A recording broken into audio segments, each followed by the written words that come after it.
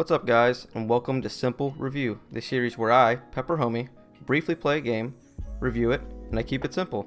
Let's get into it.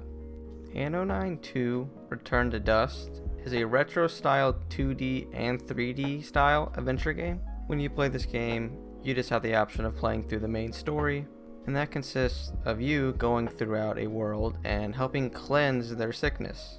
And this is done by being shrunk down, very small, and you go from a 3D game to a 2D game, and while you're in the 2D game, you go and defeat monsters and you help purify their insides. And while you're playing this game, you're generally walking around in the 3D world and you're talking to people trying to figure out who's sick, so then you can begin doing your cleansing. Once you find out who's sick, you talk to them, and then you're able to shoot them, and then you get set into this little mini game which is in the 2D world. You'll then be prompted for button inputs and then set into cleanse their body. When you're cleansing their body, you're moving around in a 2D maze trying to get past the blockades and get to the boss at the end and defeat the boss.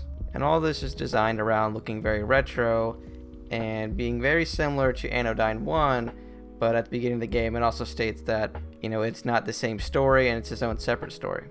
And overall, I really did enjoy the retro look. I think they captured what they were going for a PS1 and 64 style look. It definitely played like a retro game, and I played it on the Xbox Series X, so it had some performance upgrades, and you can definitely tell that when playing the game. But I kind of feel like that's not too important when playing a retro game. Now, as someone who's never played Anodyne 1, I honestly didn't really enjoy this game, but it's definitely targeted to people who played Anodyne 1. And I've looked into Anodyne 1 and compared how the gameplay differs, and there's definitely some major differences, especially with the 3D world concept, but generally you are kind of doing the same thing. So if you liked Anodyne 1, I think you would be happy playing Anodyne 2 Return to Dust. So overall, as someone who's new to Anodyne, I'd have to give this game about 6 pepperonis out of 10.